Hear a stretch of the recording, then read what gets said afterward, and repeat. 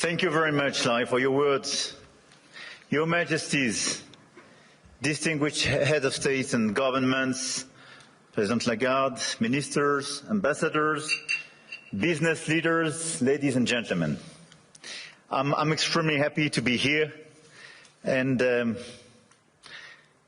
it's great to be here, as the Financial Times would say. And it's a time of peace, stability, and predictability.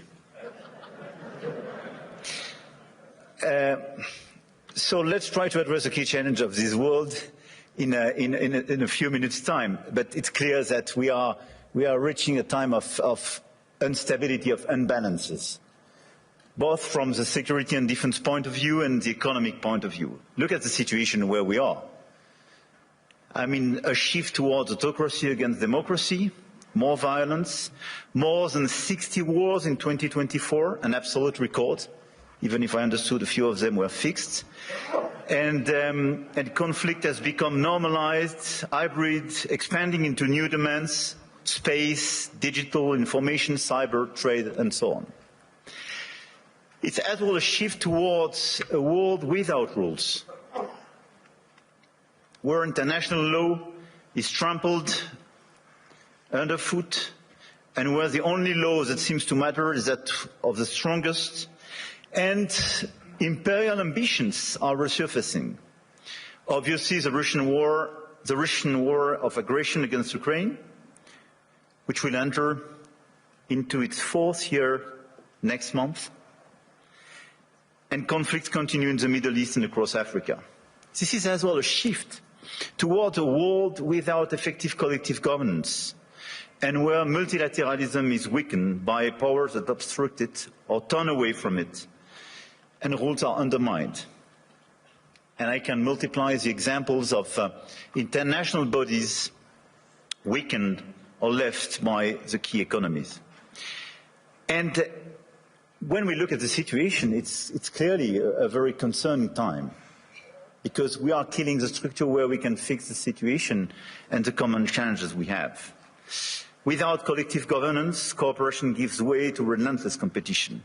Competition from the United States of America through trade agreements that undermine our export interests, demand maximum concessions, and openly aim to weaken and subordinate Europe, combined with an endless accumulation of new tariffs that are fundamentally unacceptable, even more so when they are used as leverage against territorial sovereignty. And competition from China, where massive excess capacities or distortive practices threaten to overwhelm entire industrial and commercial sectors. Export control has become more dangerous new tools, destabilizing global trade and the international system. And the answer, in order to fix this issue, is more cooperation and building new approaches.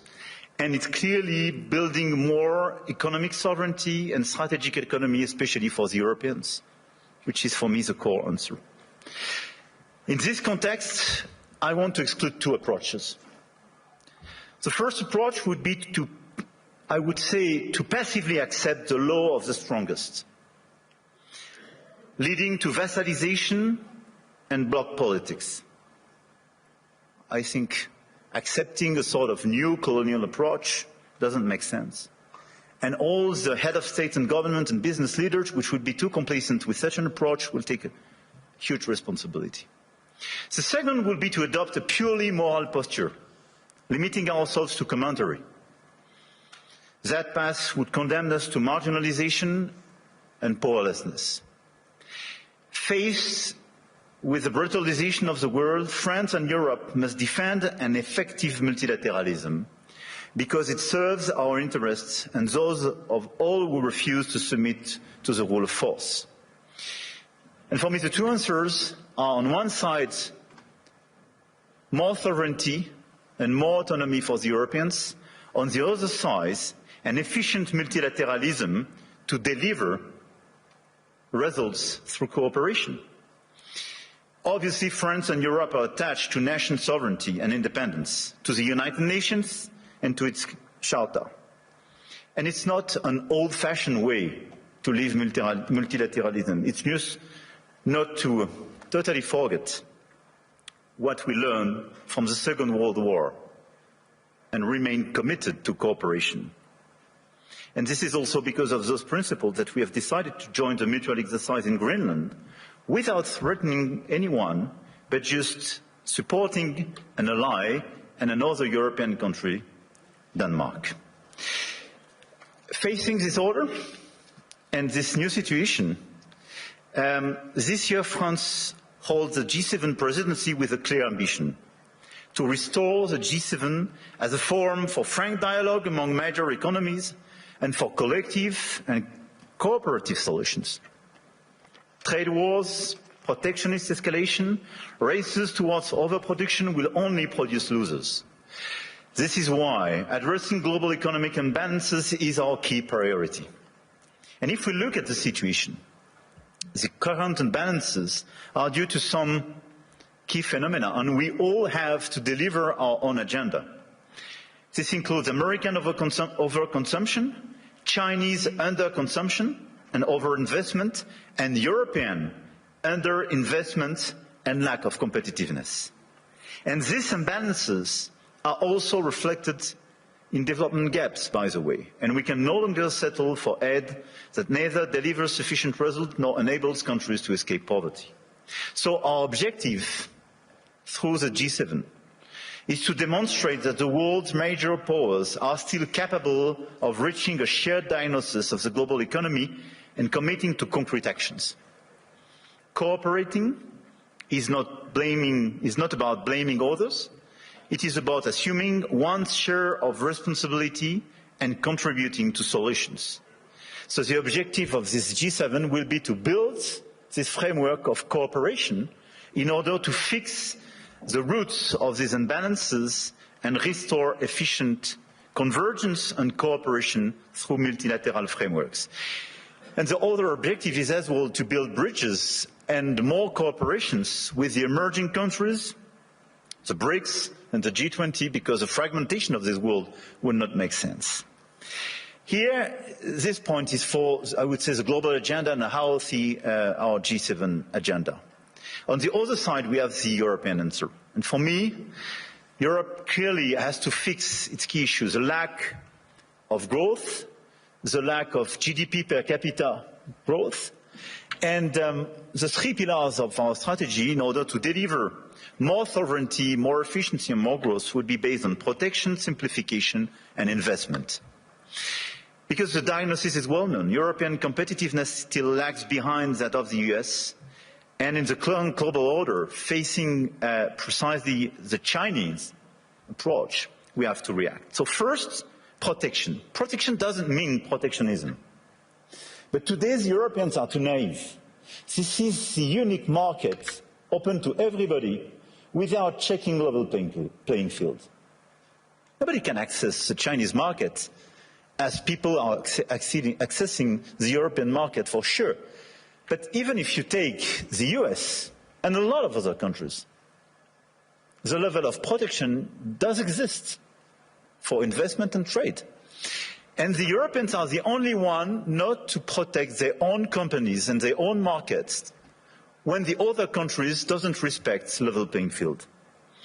This is why we have to be much more realistic if we want to protect our chemical industry, our industry, from the automotive sectors to a lot of others, because they are being literally killed by the lack of respect of a normal framework and level playing field.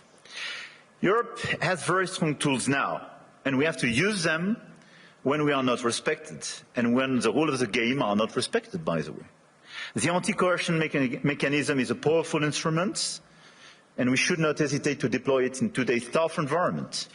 We must also advance the principle of European preference.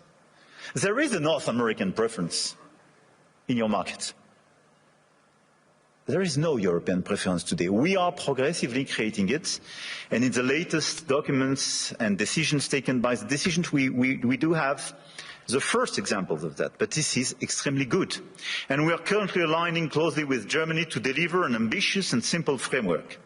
And this is a decisive project, and I count on the European Commission to present a proposal as well by early 2026 with the highest possible level of ambition in order to deliver, I would say, across the different sectors, the principle of European preference. This is a necessity. We must act on imports as well regarding this protection issue. And in the context of escalating trade tensions and Asian overcapacities, Europe must strengthen its trade defense instruments, including mirror measures to enforce regulatory standards, and we must improve the quality and added value of foreign direct investments, targeting projects with strong export potential. And this is core for the rebalancing with China. China is welcome, but what we need is more Chinese foreign direct investment in Europe in some key sectors to contribute to our growth, to transfer some technologies, and not just to export towards Europe some devices or products which sometimes don't have the same standards or are much more subsidized as the one being produced in Europe. It's not being protectionist, it's just restoring this level playing field and protecting our industry. So from safeguard clauses to mirror clauses to European preferences and incentives for more FDIs, this strategy is absolutely key. And in parallel, protecting our economies will also require a resilient strategy on both imports and exports to de-risk supply chains, particularly for raw materials, rare earths, semiconductors, chips, and to diversify our trade partners. The second pillar of the European economy and the European strategy should be simplification. And when I speak about simplification, we started with CSRD, CSDDD, and we have to do much more on different sectors, and we did it during the past few weeks on automotive, and we have to do it on chemical, digital, AI, banking, and so on. And the core of this simplification is sometimes to get rid of some recent